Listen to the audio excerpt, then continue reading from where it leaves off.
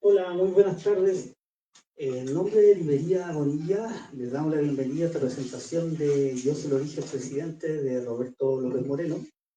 Para esta ocasión contaremos con la presencia del autor, Roberto López Moreno, de Hortensia Carrasco, de Adriana Sánchez, de Roberto Lizárraga y de Roberto García.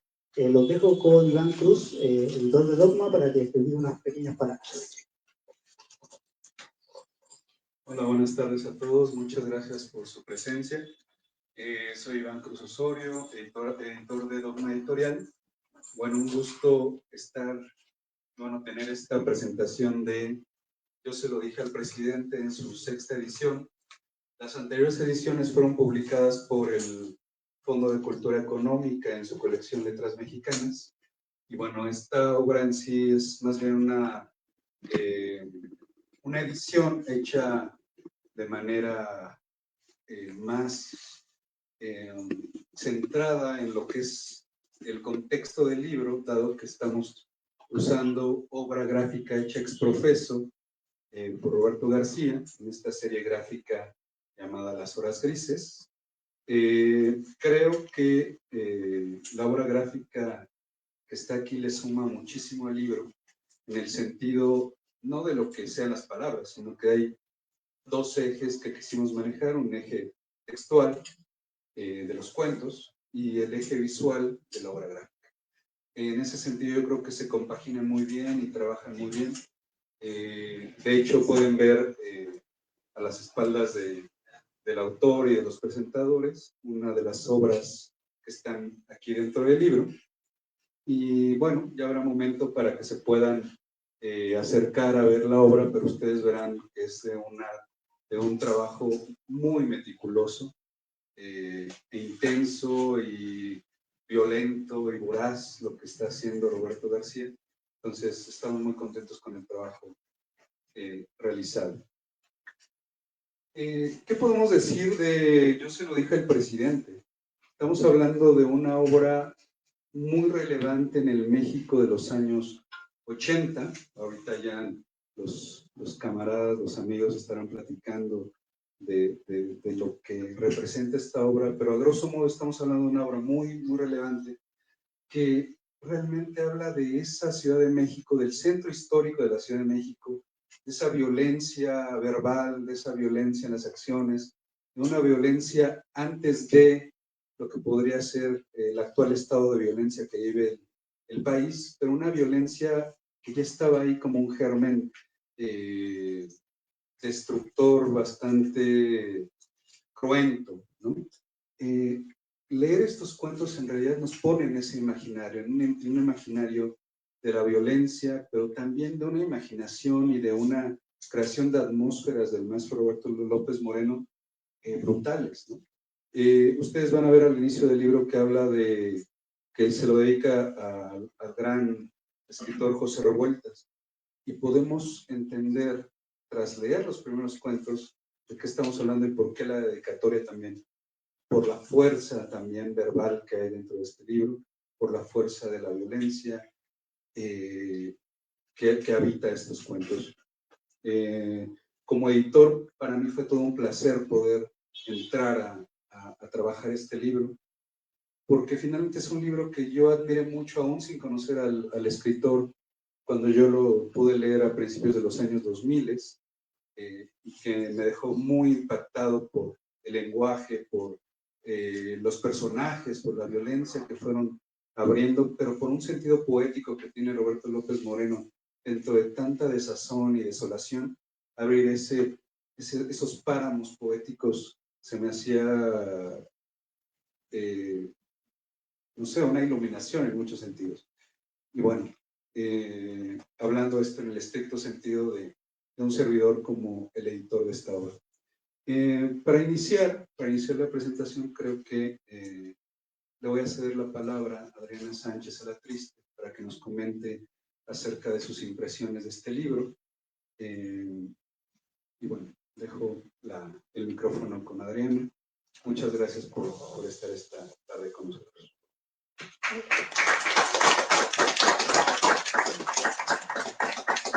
Muchas gracias, Iván, por invitarme. Un honor estar aquí con usted, con todos ustedes. Gracias, Diana. Bueno, escribí un pequeño texto. A donde sea que miremos, la violencia se adereza con múltiples formas de miseria. Acciones, situaciones y contextos capaces de provocar daños, de matar y a su vez de perpetuar un ciclo infinito. Aunque la violencia permea todos los estratos, en la periferia se exhibe como un letrero luminoso, entre bajo su propio riesgo. Una advertencia para aquellos que, como extraños, desconocen estos márgenes geográficos, socioeconómicos, étnicos y todas las formas en que el sistema segrega lo que no cabe en su centro.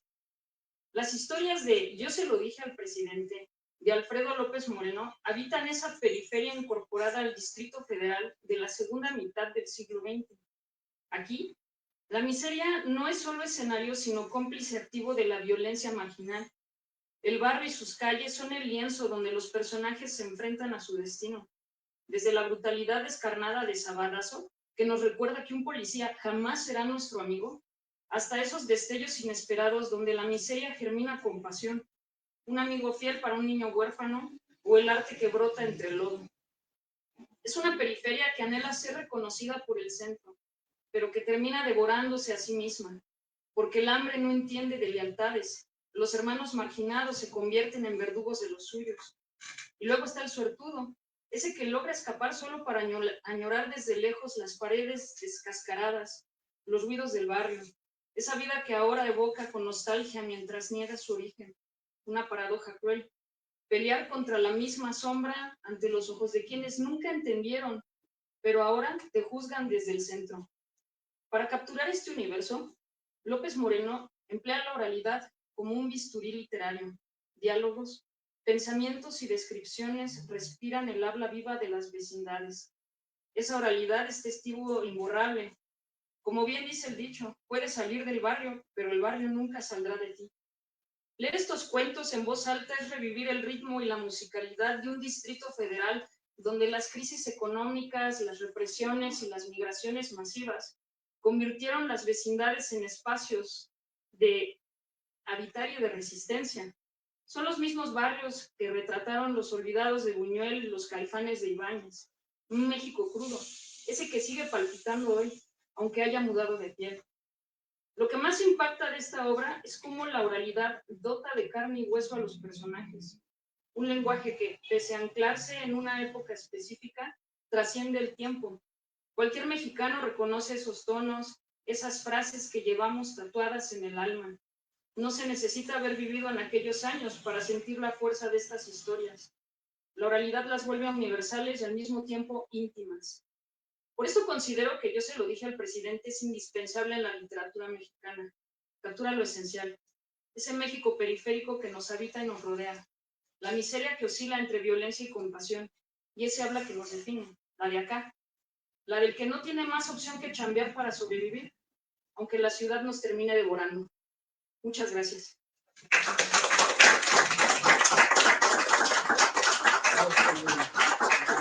Muchas gracias, Adriana, por tu lectura, por tu visión.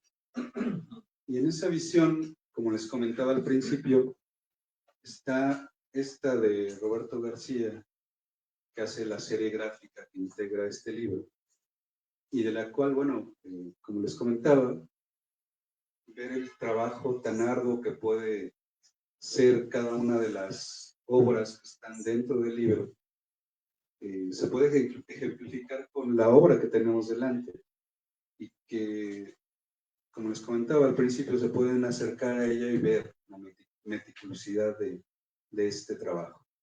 Me gustaría que Roberto nos pudiera dar sus impresiones, su proceso de trabajo y evidentemente cómo llega a esta obra. Adelante.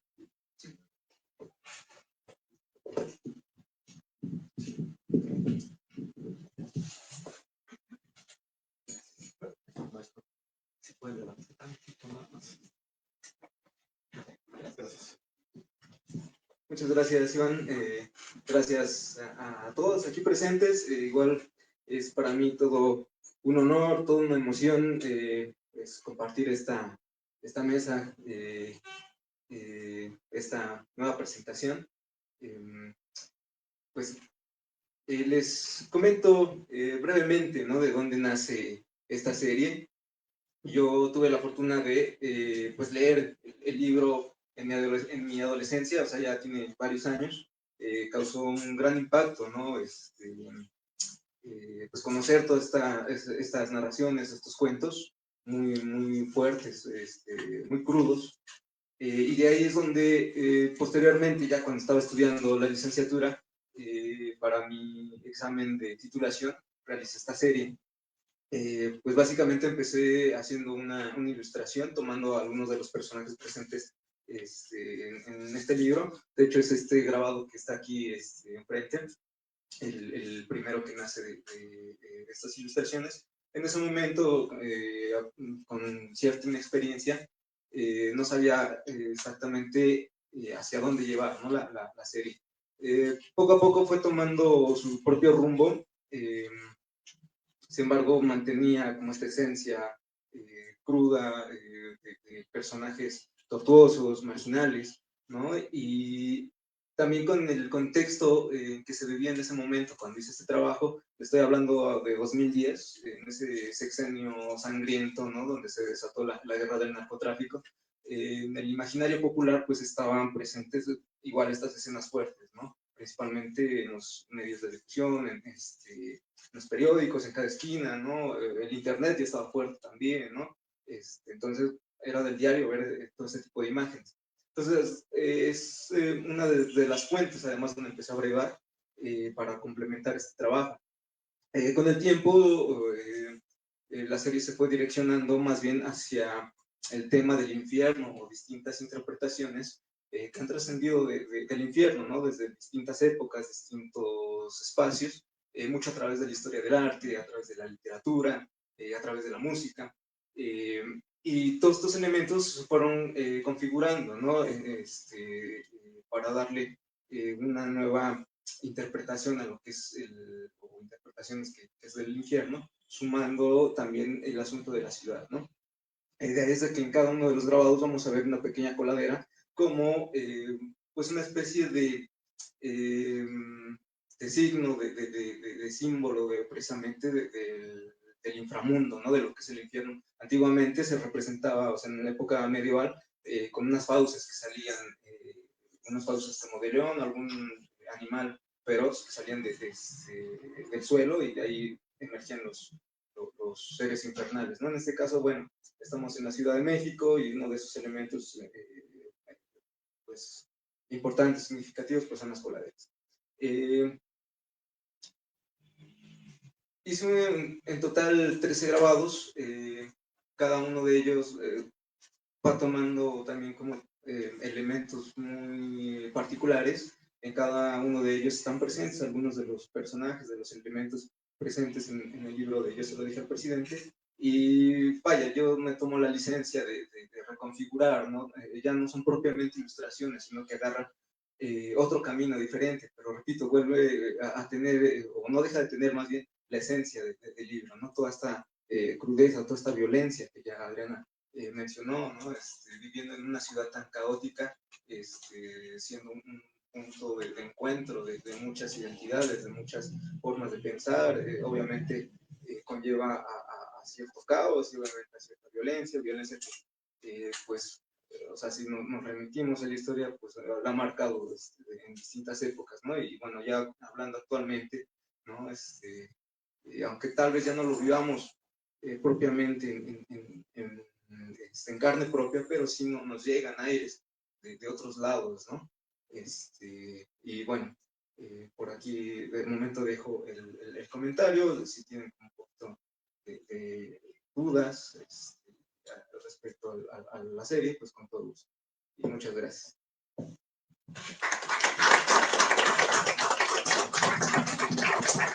Muchas gracias, Roberto. Y vamos con otro Roberto Lizárraga, que él mismo también escritor, nos va a comentar algo de este libro. Puede destacar que Roberto Lizárraga es uno de los grandes lectores de la obra del maestro López Moreno, y desde luego en ese sentido fue que le pedí pudiera hacer la cuarta de Forros que aparece en esta edición. Y bueno, adelante Roberto, gracias.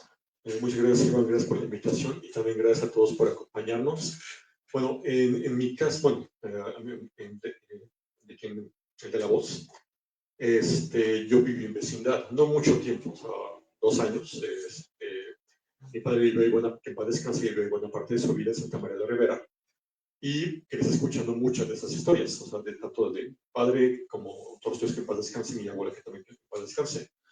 Y era un ambiente muy, sí, en muchas de las historias que aparecen en Yo se lo dije al presidente y en los círculos del cuadrante, porque me parece que vale la pena resaltar que en la obra del maestro López Moreno aparece el personaje o el senador de la vecindad, aparece con no menos 3 libros que ahorita puedo recordar, que son que nos reúne, Yo se lo dije al presidente, los círculos del cuadrante, que es de reciente escritura, de reciente edición, y también en otro de los años 90 llamado Breve Historia de un Suicidio. A pesar de que en aquel libro todo se desarrolla en la Roma, aparece también este escenario porque también hubo vecindades en la Roma y la Condesa, aunque ahora nos cuesta un poco de trabajo crearlo. Entonces, mi padre que me platicaba, bueno, un poco antes de morir me dijo que era un ambiente muy comunitario. O sea, pasaba algo en tu casa y estaban todos los vecinos viendo qué podían hacer. Y pasaba algo en la casa de algún vecino y lo mismo, todos estaban viendo a ver en qué se puede ayudar. Y sin embargo, los vecinos se enteraban de todo lo que pasaba en tu casa y lo mismo, uno se enteraba de todo lo que pasaba en la casa de cualquier vecino. No había, digamos, el espacio para lo que ahora llamamos intimidad era escaso porque todos escuchaban. Además de que, bueno, la época que narraba, pues, desde ladrones que se brincaban por el techo simulando, haciendo el sonido de un gato y lo aprenden a hacer bien, hasta cosas que ahora nos parecen, bueno, y eso ya parece ahora muy como de película, sin embargo en algún momento llegó a ser real. Además de que, como comentaba aquí Roberto García, es muy plural, o sea, toda la República estaba representada, había gente desde el norte hasta el sur, nosotros que venimos de Sinaloa, había gente de Guerrero, de Veracruz, Chiapas, etc., y gente de lugares tan lejanos como España y Alemania. O sea, era algo muy plural. Y sí, estaba la pobreza de fondo, y había gente que ya le estaba tirando buscaba tirar a lo que llamamos un poco pretenciosamente y fantasiosamente clase media, cuya existencia es totalmente discutible, pero también hay que pensar que en esa época pues eran todavía los años del llamado milagro mexicano. Acá en el Yo se lo dije al presidente, ya pasaron las crisis de los años 70, bueno, está ese momento, el 82, que es cuando entra el neoliberalismo a México, y de alguna manera eso se siente. Está desde luego el tema hemos hablado aquí de personajes como el Tragafuego, que es a mí de los que más me llaman la atención. El Tragafuego y en ese mismo cuento, bueno, no, tira. Y en el cuento de Yo se lo dije al presidente, que es el que le da título a todo el libro, es el Chevroletito, que hay un personaje que recuerda mucho a ciertos personajes del cine mexicano, sobre todo de la película Los Olvidados, y bueno, incluso es una de las referencias. Yo recuerdo que a mí me crecí también escuchando que en Nonualco, que está muy pegado a Santa María, ahí había grabado la película y era zona de ferrocarrileros. Entonces, y lo mismo, todo tipo de historias en el marco de la vecindad y el barrio. Pues bueno, yo también preparé un pequeño escrito. Es un libro sumamente complejo y a pesar de que tiene un lenguaje que no es de un difícil acceso, tiene muchísimas aristas. Por ejemplo, el personaje el antes mencionado de El Tragafuego, lo que busca es su dignidad, en mi opinión. Lo que busca es su dignidad, ser visible, el ser un poco comprendido, su pelea, aparte del hambre, que es algo súper obvio, su pelea es contra la soledad. Entonces voy a leer un poquito. Dice, la vecindad fue durante buena parte del siglo XX.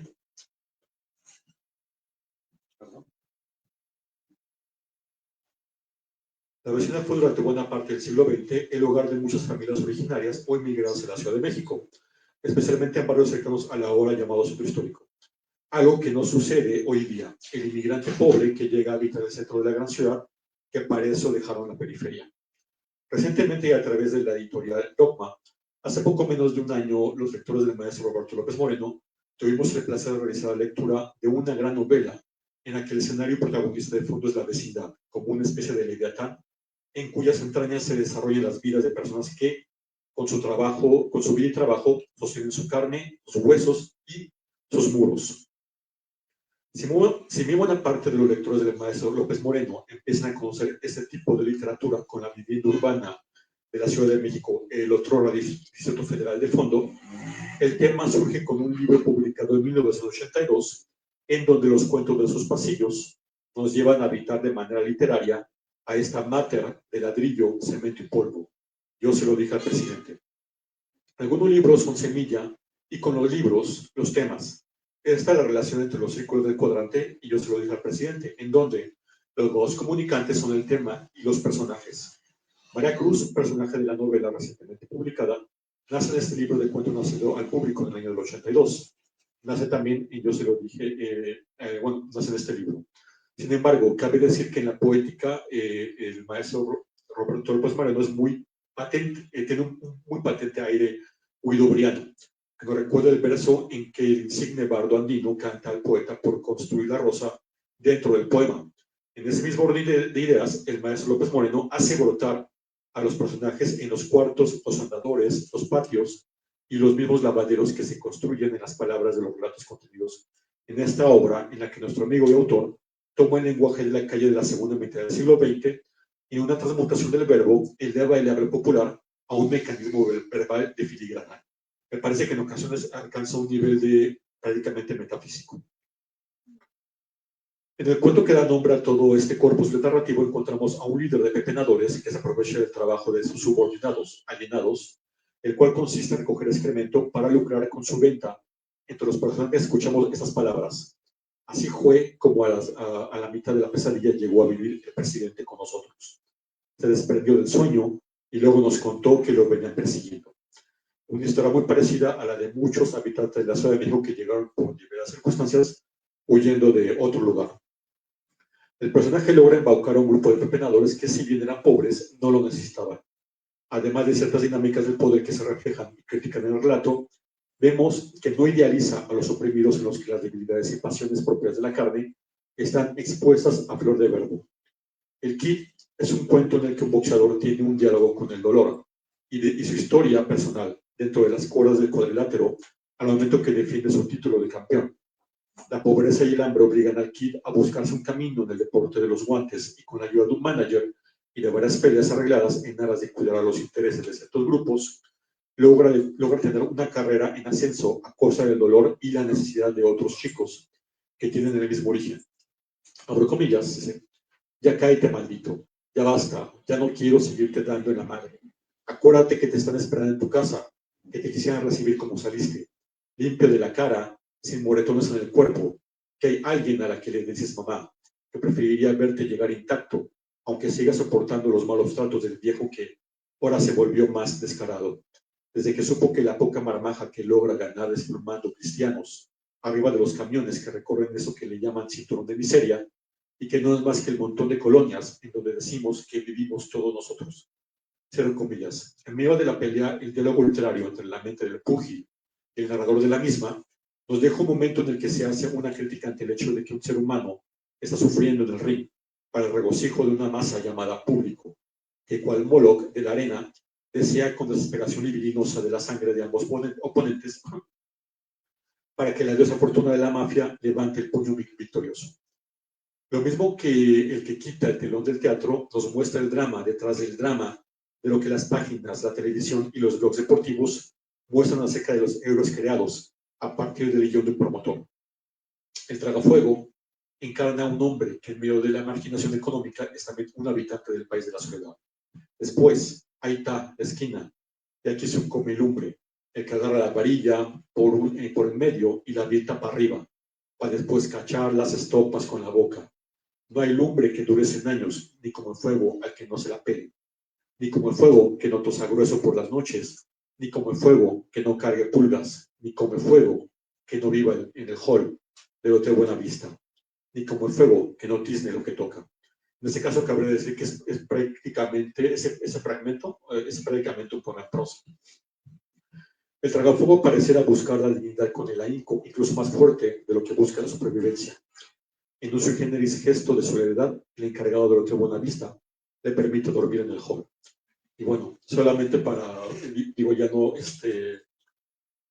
para cerrar un poco, cabe mencionar, o al menos en mi opinión, que no solo, aparte de el relato humano que aparece en Yo se lo dije al presidente, me dio la impresión a mí que era una suerte de testimonio lingüístico, porque muchas de las formas o de las palabras, expresiones que aparecen aquí, yo las recuerdo de niño, yo las recuerdo algunas en el cine, o de lo que me platicaban mis tíos, o mi abuela, o mi papá, o alguien, pero ya actualmente ya es algo casi desaparecido. Entonces, aparte de la gran labor de la casa literaria, es un testimonio. Entonces, es lo que yo podría decir en este momento y muchas gracias.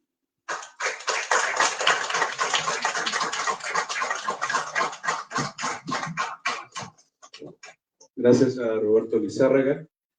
Y bueno, dejarle el micrófono a Hortensia Carrasco, desde luego, pero advirtiendo que, bueno, quieren hacer preguntas al final, adelante, sobre la gráfica, sobre el libro. Y bueno, adelante. Hola, buenas noches. Muchas gracias, Iván. Muchas gracias a la Librería Bonilla, al buen amigo Manuel. Es un gusto para mí estar aquí compartiendo la mesa con los compañeros que ya han hablado sobre esta novela, no es novela, perdón, esta serie de cuentos de un queridísimo maestro, amigo para mí, Roberto López Moreno. Y bueno, pues qué mejor ahora editada por Dogma Editorial, también pues dirigida por un gran amigo que es Iván Cruz. Muchas gracias, Iván, por invitarme. El primer acercamiento que yo tuve con el libro de Yo se lo dije al presidente fue en un homenaje que le hicieron recientemente al maestro en el Museo Zaratista. Ahí representaron su cuento que abre este libro que se llama La voz enemiga. Entonces yo quedé muy impactada, me acerqué al maestro para preguntarle y él me explicaba que él también ya lo había representado. Entonces a mí me sorprendió mucho que un cuento pudiera representarse. De hecho, yo pensé que era como una especie de obra de teatro, ¿no? Pero ya al leer los demás cuentos me di cuenta que también todos los cuentos tienen esa facilidad de ser representados de esa manera igual. Y ya como lo mencionó Roberto Lizárraga, tiene personajes y historias parecidos a películas del cine mexicano. Y yo creo que cada uno de los cuentos tiene esa particularidad. Nos lo va presentando el maestro Roberto López Moreno como parte de una serie de pequeños cortos de película, ¿no? Que uno bien puede ir recreando en la mente. ¿Y a qué se debe eso? A que muchos de los cuentos están contados en primera persona, entonces de esa manera tú te puedes meter en el personaje y puedes ser el personaje y puedes seguir la historia de esa manera. ¿Por qué? Porque te puedes atrever a entrar a esos mundos, a esos bajos mundos, ¿no? de la urbe que representa el entonces Distrito Federal, que ahora es la Ciudad de México. Yo creo que en este libro el maestro Roberto López Moreno pues reúne a varios de los animales urbanos. ¿Y por qué digo animales? Porque al ver las imágenes que acompañan el libro que ha hecho Roberto García, él convierte a estos personajes en animales, los transforma. Hay personas con cuerpos de animal, ¿no? Y cabeza humana. Entonces, ¿cuáles son esos animales urbanos? Pues el maestro habla desde la prostituta, habla del merolico, del mismo muñeco que es manejado por el merolico, del obrero, del boxeador, también incluso el boxeador. de los indigentes, etcétera, ¿no? Aquí el maestro va uniendo a través de estas historias y reuniendo a estos animales urbanos. Y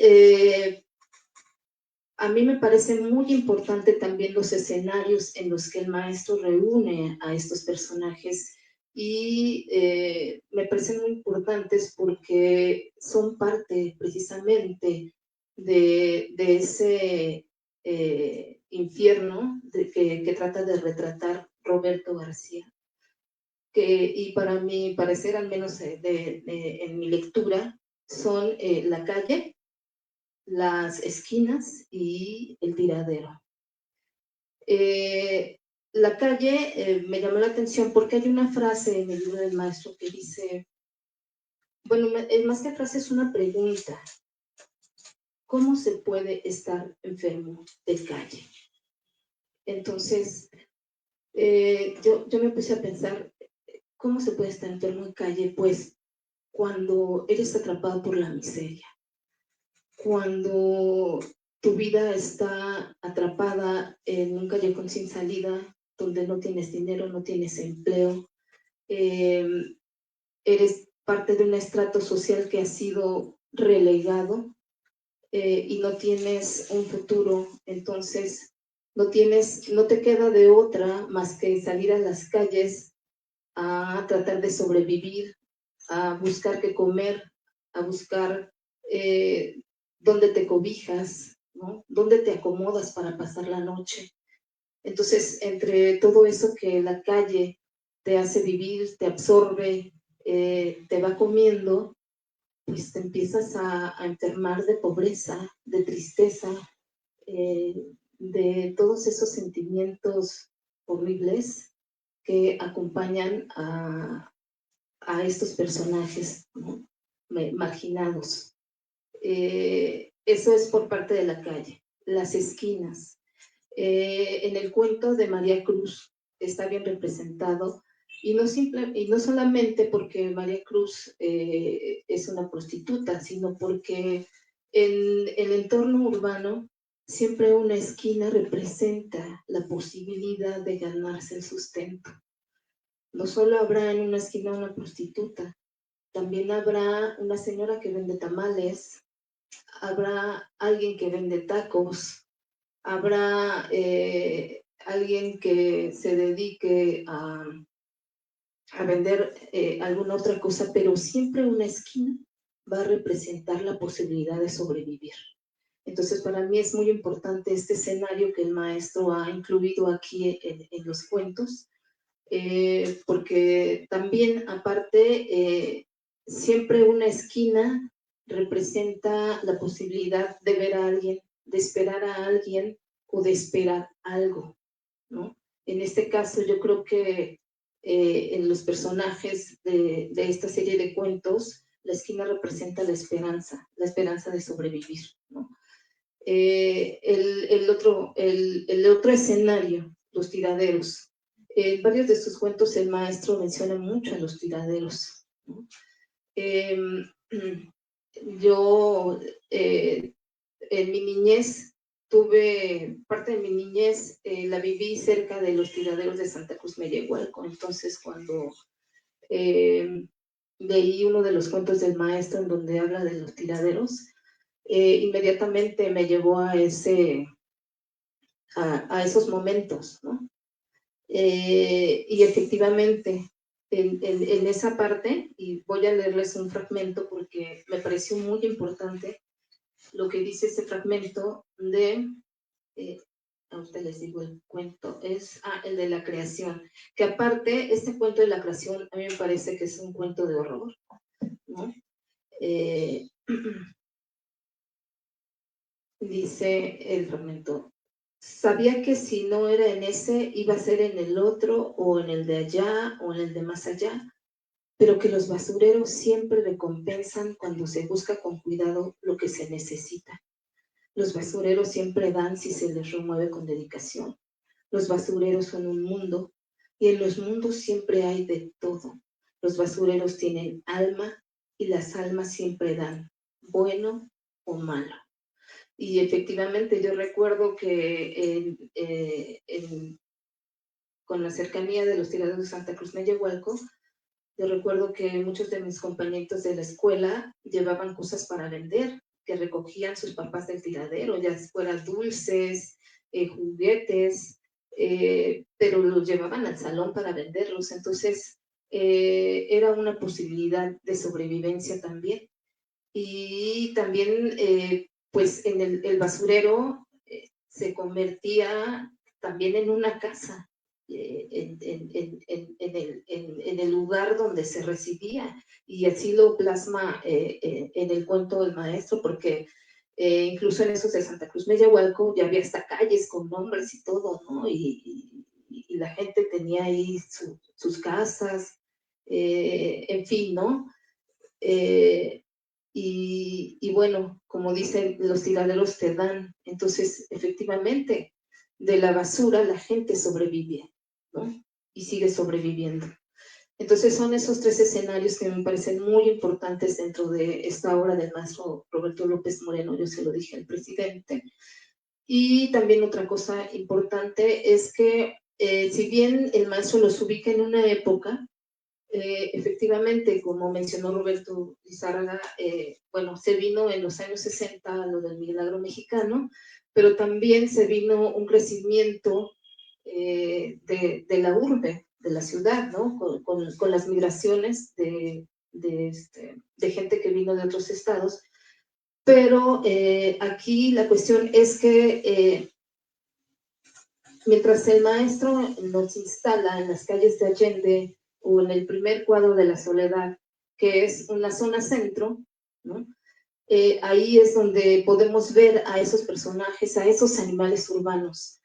Sin embargo, esa expansión que se dio después de los años 60, pues fue haciendo que estos personajes se fueran hacia la periferia, pero mayormente hacia el oriente y al norte, porque hacia el sur se fue la gente pues con mayores recursos económicos, lo mismo que en el centro. Entonces, es más notorio en el oriente. Y eso lo digo porque ya en el centro ya no vemos casi tragafuegos, ya no vemos a los merolicos también ya casi ya no están, pero si uno se va a la periferia, por ejemplo, mi mamá vive en Iztapalapa, yo viví en Iztapalapa mucho tiempo, y me pasó algo sorprendente que quiero platicarles con respecto al libro, porque yo lo iba leyendo, iba de visita a ver a mi mamá, iba leyendo y estaba leyendo precisamente el libro del Tragafuego.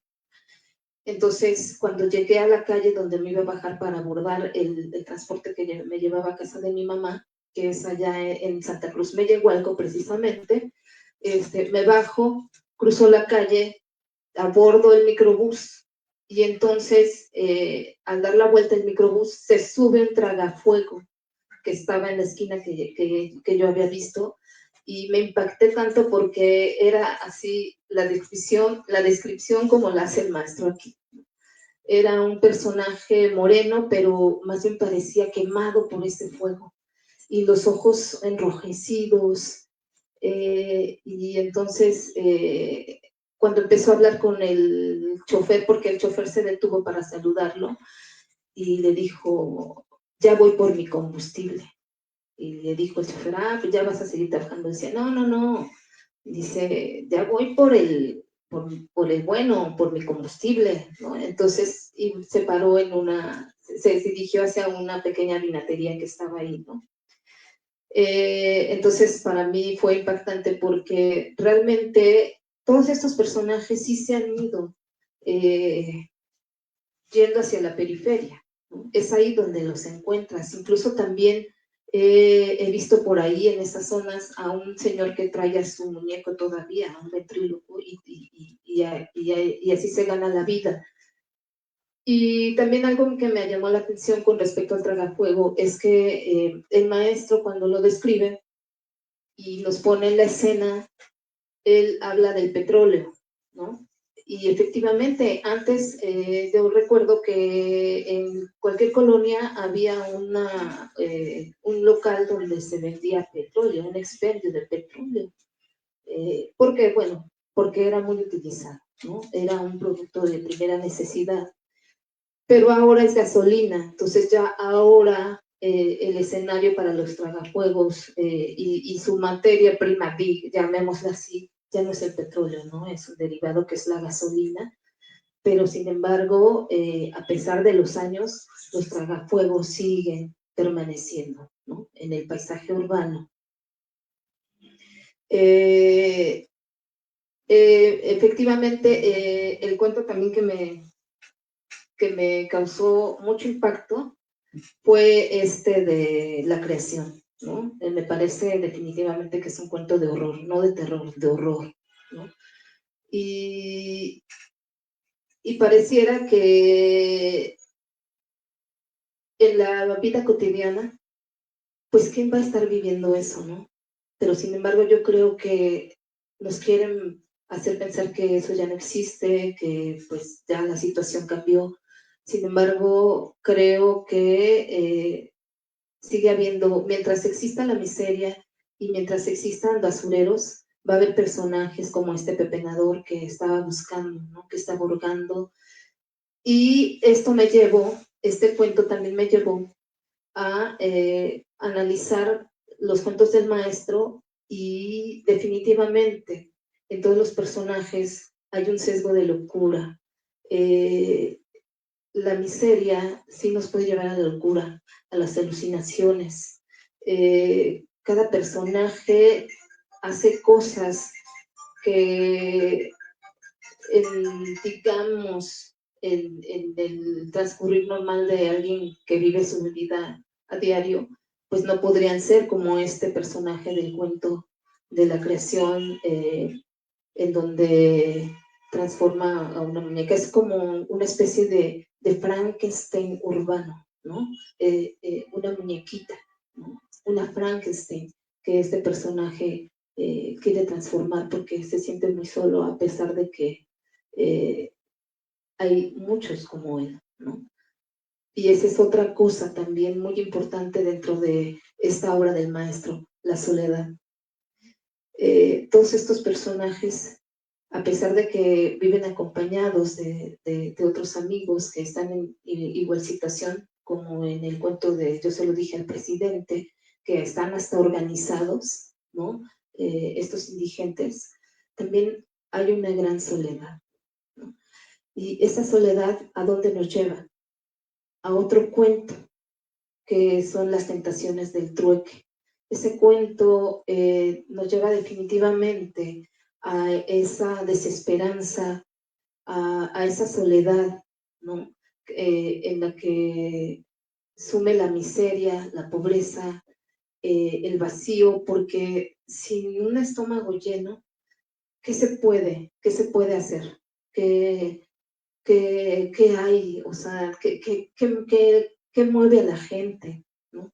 Entonces, no hay esperanzas, no hay nada por hacer, no hay porvenir, no hay porvenir, y entonces se viene de golpe esa soledad también, se llega, y todo esto es precisamente porque mientras exista desigualdad, va a existir la pobreza, va a existir la miseria humana. Mientras exista esta situación, van a seguir existiendo tiraderos, esquinas donde la gente se va a querer ganar la vida, la calle donde la gente va a salir a buscar la sobrevivencia. Y por ello me parece muy importante y actual la escritura del maestro, porque aunque nos quieran hacer pensar que por ahí dijo un amigo fotógrafo, con estos grafitis que andan poniendo en la ciudad, que se quiere disfrazar la pobreza de esa manera, ¿no? Y están alejando a todos estos personajes, los están haciendo que se vayan así como que a los alrededores, pero siempre uno los va a mirar. Y eso me parece importante porque podría parecer que la gente es ajena a eso, pero no es cierto. Y en este caso yo me voy hacia la profesión del maestro que fue periodista. Yo creo que también muchas de las cosas que plasma en este libro es por su andar periodístico. Porque para ser un buen reportero, un buen cronista, hay que irse a la calle. Entonces, hay que ver lo feo de la urbe, ¿no? Este feísmo que nos lo trae el maestro a través de estos personajes como el manco, ¿no? Que es parte de este paisaje feístico de la urbe, que muchas veces muchos no quieren ver, pero sin embargo está ahí, ¿no? Y también como poetas o como escritores, pues se le tiene que entrar a eso, ¿no? Y no decir que eso no existe, porque incluso como dijo Roberto Serra, yo vivo en una vecindad, ¿no? Todos hemos de alguna manera estado en alguna posición, no quizás tan profunda como estos personajes, están en el abismo como ellos, pero hemos rozado, yo creo, me atrevo a decirlo, y si no, pues lo hemos hecho porque pues queremos escribir de algo, tenemos que escribir, aunque suene feo, pero no vamos a escribir de maripositas, ¿no? Entonces, eso me parece muy importante. También hay elementos que el maestro pone aquí en su libro y que simbolizan muchas cosas, como el agua, el fuego, ¿no? El agua que todo lo lava y el fuego a veces nos quita y a veces nos da. En este caso, al tragafuego le da, ¿no? Y en otros casos, a otros les quita cuando se les quema todo, ¿no? También en el cuento de María Cruz, la viborita, a mí me impactó porque ese simbolismo del falo, pues es importante porque en esos escenarios hay muchas violaciones, sobre todo a las niñas de la calle. Y el maestro López Moreno no deja de mirar a estas niñas de la calle y están representadas en esas muñequitas.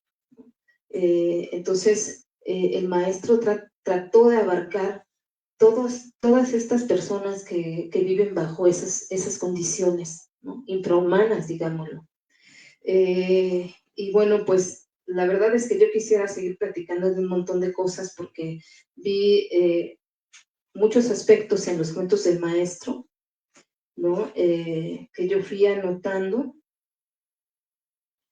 y que me parecieron muy importantes. También hay algo que el maestro refleja ahí en uno de sus cuentos, que es cuando nos dice que es en el cuento de la creación, ¿no? Él mismo se inserta en esa historia a través de que se encuentra un objeto, el pepenador, que tiene las iniciales de RLM, ¿no? Que es Roberto López Moreno. Y eso me parece muy, muy bien, ¿no? Porque de alguna manera el autor también se filtra, ¿no? A sus cuentos y es parte de esos cuentos. O te pone a pensar que se le perdió al maestro, ¿no? Que fue a dar al tiradero y que fue encontrado por uno de sus personajes. Pues también toma los movimientos estudiantiles, ¿no? Mientras un grupo de pepenadores está viendo cómo se va a ganar la vida, ¿no? A través de vender excremento, que el excremento representa para mí precisamente toda la miseria humana, ¿no? No en cuanto a pobreza, sino lo que en el interior lleva al ser humano, ¿no? Todos esos sentimientos como el odio, como la maldad, representan ese excremento. Y bueno, mientras esos indigentes están en lo suyo, se están matando a un montón de estudiantes. Y bueno, pues más o menos es lo que yo les puedo platicar y les puedo decir de estos cuentos maravillosos, ¿no? Como en el del Kit, ¿no? Ese cuento a mí a lo que me llevó fue a que efectivamente hubo un tiempo, una época en que en el boxeador se ponían todas las esperanzas, ¿no?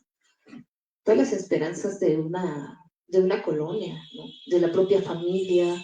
Era una presión pero aparte también, así como lo describe el maestro, una situación terrible de los boxeadores es que a fuerza de tanto golpe, pues sí quedan mal de la mente y alucinan. Y el maestro bien lo plasma cuando el boxeador, Ki, empieza a alucinar con ratas. Este es otro elemento también que encuentro mucho en el libro del maestro, las ratas, ¿no?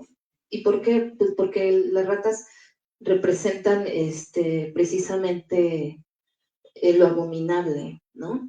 Entonces, pero esta alucinación del boxeador sí me llevó a pensar en esa situación verdadera a la que llegan los boxeadores, que tienen que ir luego con el psiquiatra para atenderse porque sí quedan medio locos. Entonces, pues, bueno, seguiría yo platicándoles más, pero pues ya creo que ya me alargué, pero quiero decirles que para mí fue un contento y un gusto leer este libro, porque sí me removió muchos recuerdos también, pues espero que ustedes tengan la oportunidad también de acercarse a esta lectura. Muchísimas gracias.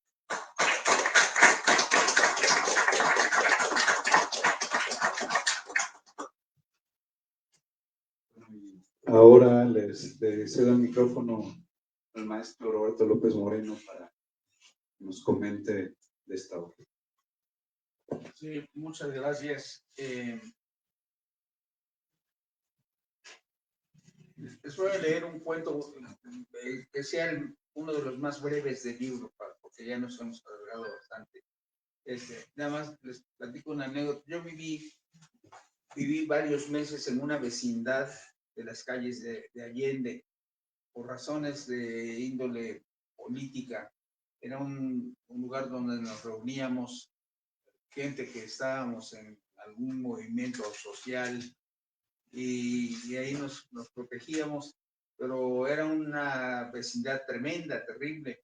Y entonces ahí vi muchas cosas y muchas de las historias que están acá salieron de esos tantos 6 meses, 7 meses que viví en esa vecindad, en las calles de Allende. Por lo tanto, todos los cuentos que vienen en el libro hacen mención de las calles de Allende. Una vez, como una anécdota muy rápida, así, me llegó de Francia un recado de una escritora de nombre Anne Guillaume, Janet Guillaume, ya no me acuerdo bien, diciéndome que había conocido ese libro y que en la Universidad de Perpiñán estaba haciendo el doctorado con ese libro. Y a los pocos meses me llegó la tesis. Leí el libro y el chistoso me dio mucha risa que en una parte decía, y allá en la Ciudad de México hay un lugar en donde se reúnen todos los pobres de México. Y en ese lugar donde se reúnen todos los pobres se le llama Calle de Allende. Bien. Una noche con María Cruz. En otra vida he de haber sido pez, pensó, o lagarta, o rana, o alguna culebrita de agua. Eso es, una oscura culebrita de agua resbalando por la orillita de cualquier río, de algún charco formado por los aguaceros interminables de allá en casa, de esos grandes aguaceros que nomás zumban durante días y noches y dejan verdaderas lagunas en las calles o entre los hierbajos del monte. ¿Será que habrá sido agua? Se interrogó. ¿Simplemente agua? María Cruz se sintió plenamente identificada con aquel líquido frío que le bajaba por la cara junto a un desparramiento de cabellos lacios que se le untaban a la frente y las mejillas. El pavimento era un juego de espejos que subían o bajaban intermitentes por el puente de Nonualco.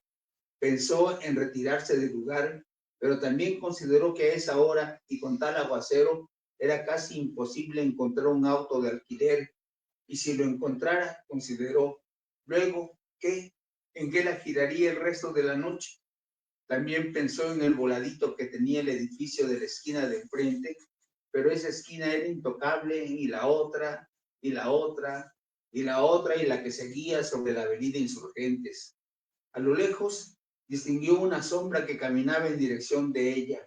Soy una sombra, solo y nada más una sombra humedecida por el diluvio universal, por siglos y siglos de agua que se me unta a los senos, a la espalda, a los pantalones retacados de nalga, siglos de agua que por la fuerza reclaman un lugar dentro de mis zapatos, hechos témpanos clavados a esta pinche esquina que naufraga entre los minutos y los relámpagos. La sombra siguió de frente, rápida, sin voltear a la esquina en donde los zapatos de María Cruz permanecían clavados en medio del naufragio, y los coches y el asfalto como un juego de espejos que suben y bajan por el puente de Nonoalco. ¿Vas a salir también hoy, mariquita? Sí, doña Chona, ¿por qué? Es que el cielo está medio cerradón, mariquita. No vaya a ser la de malas que le caiga agua y se nos resfríe. En mi otra vida fui pescado, doña Chona. Por eso, ni se preocupe. O culebrita de agua, mariquita. Más bien una culebrita de agua, vieja hija. Pensó, ya han de pagar para que se viva metiendo en las vidas que no le importan. Además de la jodedera que se trae todos los días con los váteres, con los lavaderos, con los tendederos. Vieja desgraciada, portera de mierda. Santa Bárbara, doncella, líbranos de un rayo, de una centella. Los relámpagos electrizaban la piel de María Cruz, María niña, mientras su abuela le enseñaba ese versito que después la acompañaría a través de los años durante las noches de tormenta. Santa Bárbara, doncella, líbranos de un rayo, de una centella, y el agua descolgándose del cielo para caer con furia sobre la mano sobre las matas de plátano y cacao, y correr por las calles desiertas para buscar los declives que terminaban en el río y seguir más hasta encontrarse con el mar. ¿De dónde viene tanta agua? Preguntó una ocasión, y la abuela le respondió: del cielo, son las lágrimas de Dios. Su padre no compartía las ideas de la abuela y le explicó a María Cruz en repetidas ocasiones que el agua venía del mar, que en el mar empezaba por hacerse vapor y luego nube. El agua antes de ser agua había sido nube. Todas las cosas habían sido algo antes de lo que son. Y yo que fui antes de ser yo, fuiste pez. Unos hombres te trajeron del mar, y como eras un pescado muy bonito, en la casa tu mamá te dio alimento y cariño, y te fuiste haciendo una niña linda. Después supo que su madre nunca le había dado alimento ni cariño, porque ese alimento y ese cariño eran para un señor con el cual se fue finalmente y que había llegado de México a vender quién sabe qué maquinarias. Santa Bárbara, doncella, líbranos un rayo o de una centella. Puta desgraciada, ¿qué dijiste? A estas me las jodo, pero no, chiquita, ya estamos grandecitas para que nos vean la cara, te nos largas de aquí, pero ya. Pa' conchudita la cabrona, si quieres esquina, trabájatela, comodina. No entiendo, pues vas a entender, o tú decides si quieres tu calentadita, para como está la nochecita esta no te caería tan mal. Yo solo quiero taparme el agua y ya, no te hagas la atarantada, si ya te vicenteamos que andas de ruletas en la esquina de enfrente. Vine por el voladito de este edificio, enfrente no hay dónde taparse. Veniste a ver si te echabas tu voladote, pero aquí están tus tarugas que te van a dar tu chance. Mira, babosita, más vale que te vayas largando a la chingada. Esta esquina es de nosotras por antigüedad, y además pagamos el seguro para que nos dejen trabajar este Laredo. Así que a enchinchar otra parte. yo no sé eso del seguro y está lloviendo. Ah, con que perrosita, ¿no? Es que yo, cuando te caigas con tu lana, para los Judas o para los guindillas, vas a saber lo que es el seguro o el derecho, o como le quieras decir, últimamente, pero por hoy te pintas y va pronto. La calle es para todos, ¿no? Ya me estás cayendo en la punta de la panocha. La calle es para todos. Esta cabrona no entiende por las buenas. Con que no entiendes por las buenas, ¿eh? Y luego la mentada doña Chona. Ave María Purísima. ¿Pero qué te pusieron, criatura? Se topa uno con tanta gente mala. Esto ya no es vida, ya no es vida, ya no. ¿Qué te hicieron? Después supe lo que era cumplir con el seguro, y lo que eran los Judas, y lo que eran las guindillas, y la forma de cumplir con ellos, aunque a una le nacieran ampollas de tanto estar caminando y caminando sobre el mismo lugar, para dejar la mitad de las ganancias en los bolsillos de los hombres esos que bajan de los coches negros con las manos abiertas, ansiosas de dinero y con las caras cínicas, hinchadas por la sangre que nos chupan todas las noches. Padrotes, peores que padrotes de uña afilada y pistola al cinto, que viven de la ronda nocturna. Te vas cayendo, te cargamos a Bartolas, tú dices, rufianes de 2 en 2, con placas brillosas que guardan en sus carteras gordas de tanta explotadera. ¿Cómo de que no has hecho nada todavía? No te hagas. Calamidad que hay que soportar a diario, que para poder gozar de la esquina que ellos mismos nos asignan, aunque a veces sea mala esquina. Es cierto que aquí hay poca luz, pero eso te favorece. No te hagas la sufridita de oír sus gritos y sentir la saliva fría que quema, que arde sobre el pellejo de los cachetes pintarrajeados, para que no se noten las quemaduras. Ya las de la otra calle se pusieron con su cuerno y tú te estás haciendo la boba, y sentir unas grandes ganas de llorar, de ponerme a chillar de rabia y de impotencia, de ponerme a gritar con toda la voz que pueda salir de mi boca: padrotes, bola de padrotes, y sentir que las venas se hinchan como si fueran a reventarse de un momento a otro. Y ahora sí te pongas a hacer pucheritos, ni te pongas a hacer pucheritos, porque no te va a valer, pirujita, y sentir que las fuerzas se van y se doblan las piernas, las palabras. Habla, cabrona, te vas a caer con la fierrada, o te jalamos de una vez para la de cuadritos. Y después viajar en una camioneta azul, brincona, con los asientos duros como de palo, sin poder ver más que los focos de calles que pasan por los ojos como un desfile disparejo, y dar vueltas y más vueltas por 1.000.000 de calles con más y más focos pálidos que se carcajean de purita tristeza, y detenerse de pronto después de haber transcurrido 1.000.000 de minutos para empezar a vivir muchos millones de días de encierro en la vaquita, de humedad, de soledad, de alientos alcohólicos y misericordiosos. Y después, usted, doña Chona, pero muchacha del alma, pues ¿dónde te has metido, criaturita? Y quererse morir de vergüenza por no tener nada que decir, y después querer morirse de odio, mi querida doña Chona, de odio, de odio. La respiración de María Cruz se fue haciendo cada vez más agitada. La sábana que la cubría formaba pequeñas y grandes olas blancas que se enredaban a su cuerpo de pez, sin sosiego, con una movilidad milenaria, y en la orilla del mar un pescador de ojos libidinosos, de sonrisa parda, rociada de ron, que inundaba con su pestilencia el cuarto reducido del hotelucho de mala muerte.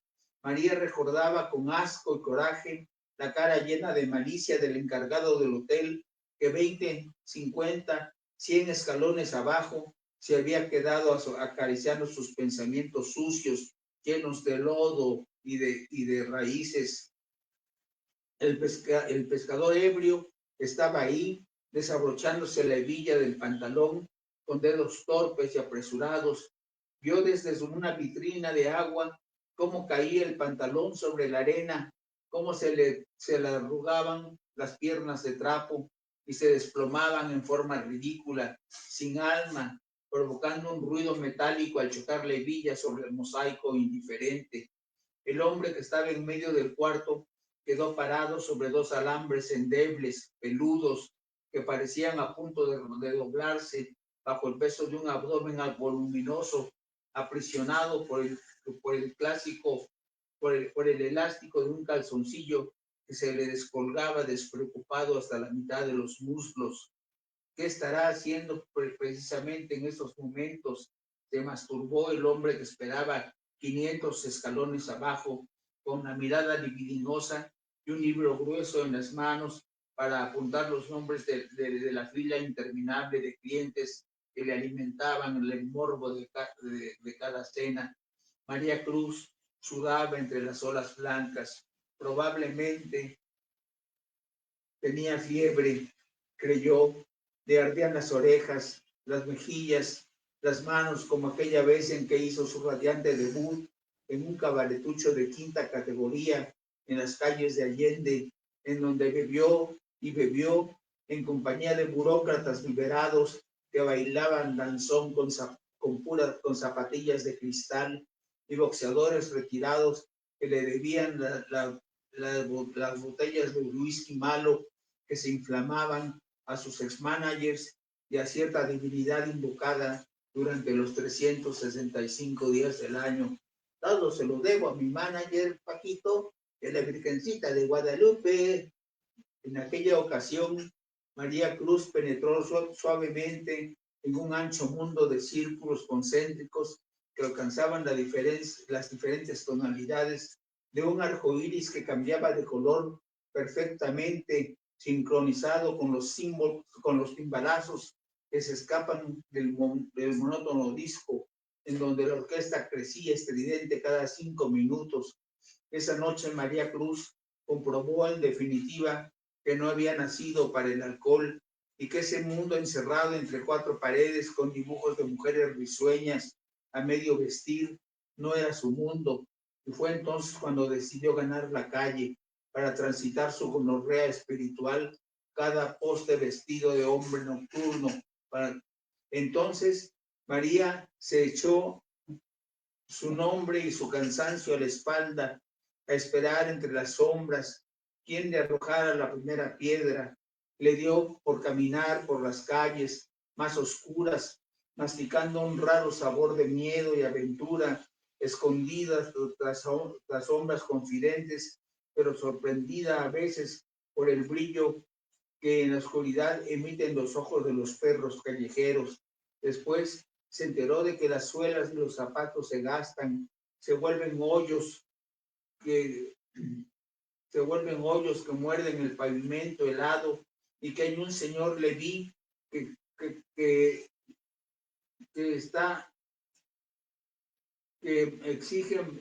cada vez exige un puñado de billetes para dejarla dormir durante el día, para poder cobrar una semejante mensualidad a una mujer con 2 hijos y su esposo filarmónico que para tocar por las noches en la plaza de Garibaldi necesita ensayar de 12 a 6 de la tarde con una trompeta que nunca tiene sueño.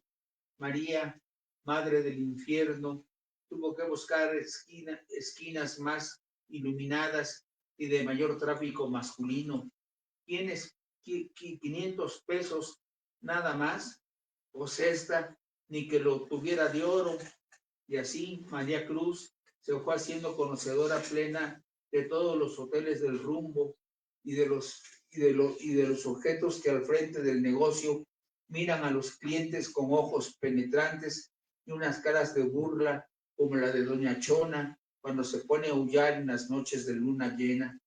El hombre ya no estaba a la mitad del cuarto, ahora se encontraba a la orilla del mar, dispuesto a confundir su baba de borracho, enredándola entre las olas blancas, en donde los peces esperan con morbosa estupefacción el manotazo violento del pescador. El pantalón sin forma había quedado naufragando sobre el piso de mosaicos verdes. La primera vez que María cobró por acostarse con alguien, se sintió la mujer más feliz del mundo. Sintió el amargo gusto de salir a gritar por las calles para que todos lo supieran en su pueblo, vociferar de puerta en puerta: ya soy puta, ya soy puta, pero solo le sostuvo el temor de la excomunión. En la gran ciudad la cosa había cambiado diametralmente. Las horas grises y frías de la capital la habían golpeado sin ningún miramiento. El acostarse con uno y con otro, el tener que enfrentarse con 1000 rostros diferentes para acabar siempre en lo mismo, le habían proporcionado una monotonía que la tenía aprisionada, sobresaturada, sin poder escapar al desvelo diario y a los sopilotes nocturnos que siempre andan de 2 en 2 y que guardan sus placas brillosas en las carteras gordas de pura explotadera. El hombre, totalmente desnudo, hizo a un lado las sábanas y se acostó junto a María. El alcohol ingerido durante toda la noche le resumaba por los tejidos para empapar el sobrecama con ron barato. María volvió a pensar vagamente con el hombre de la mirada libidinosa que se masturbaba mentalmente 1000 escalones abajo. El hombre le hizo una caricia tímida y enseguida juntó su cuerpo al de ella. María sintió una picazón a lo largo de toda su piel, y cuando el hombre le restregó sus vellosidades sudadas en los senos y en el vientre, ella experimentó un profundo asco. Siempre sintió el mismo asco y el mismo gusto por su asco. Desde niña, cuando jugaba con las culebritas de agua y se las introducía en el sexo para sentir cómo le revolvían el estómago con viscosidad de sus pequeñas escamas.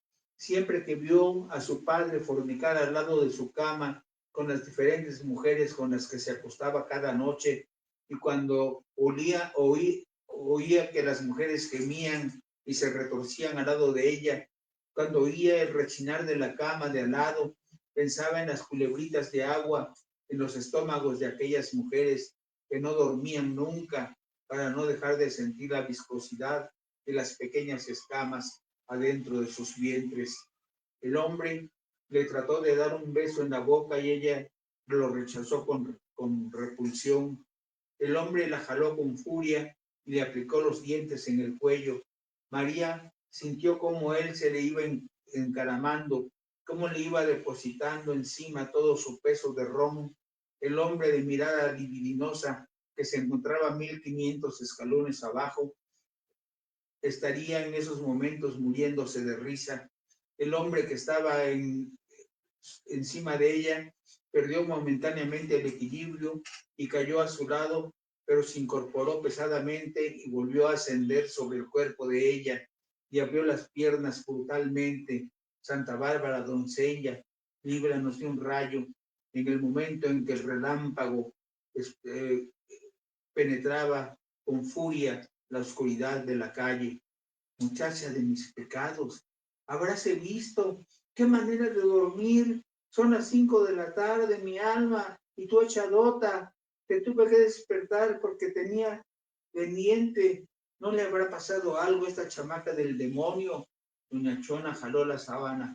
María Cruz, aún adormilada, la volvió a ver con desprecio. El cielo está medio cerradón, mariquita. No vaya a hacerla de malas, que le caiga agua y se nos resfríe, le había dicho doña Chona cuando salió del cuchitril, y ahora estaba aquí, en esa esquina, sin protección, para atajarse el agua, con los pies clavados a la acera, con la vista puesta en el asfalto convertido en un juego de espejos que suben y bajan por el puente de Nonualco. Se acordó que en su otra vida había sido pez, o culebrita de agua, y gritó para sus adentros, quiero ser pez, ya no quiero ser puta, quiero ser una rana, quiero ser una rana, o lagarta, o pez, quiero ser pez, deseó con toda su fuerza, cambiar de forma, pensó, si pudiera cambiar de cuerpo en lo que se desea, volverse poste, agua, sí, agua, como el agua que me baja por las nalgas, como el agua esta que me está llegando hasta los huesos, libre, clara, resbalarse por los cuerpos, por las paredes, jugar con el pelo de los que no usan sombreros impermeables y sonar sobre el pavimento con una canción liviana, chas, chas, chas, chas, chas, chas, dejarse caer desde las ramas en un juego de vida interminable, ser siglos de agua, agua sin fin, agua que limpia, que lava, que baje por la cara frente, por la cara, junto a un desparramiento de cabellos lacios que se untan a la frente y a las mejillas, ser agua, agua niña, agua joven, agua madre, quiero ser agua, no pensó, gritó a la mitad de una noche en la que solo se oía el paso de los coches y la precipitación de la lluvia. Quiero ser agua, quiero. Los ojos de María Cruz se fueron haciendo líquidos, le empezaron a naufragar en la cara, las manos colgadas a los lados, húmedas, inanimadas, se le alargaron hasta el suelo. Un relámpago deslumbró amenazante por el lado opuesto del puente de Nonoalco. En la esquina de Amado Nervo con Insurgentes, el pavimento estaba anegado de agua negra, una corriente de agua se deslizaba por la orilla de la acera y se perdía rápida en los albañales. La lluvia empezaba a menguar.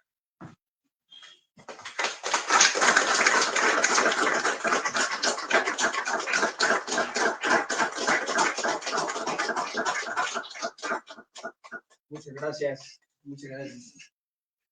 Quiero ser agua. Bueno, aprovechando que está aquí Roberto López Moreno y los presentadores, si alguna persona del público desea hacer alguna pregunta, consulta, comentario, hay micrófono disponible.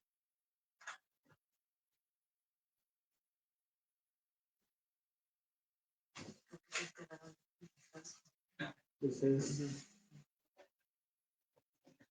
Bueno, de no ser así, si alguien también de la mesa quiere comentar algo de manera final, si no, recordarles también que los libros están a la venta, que se los pueden llevar firmados por el maestro, pero si tienen algún comentario igual de la mesa o del público, pues adelante.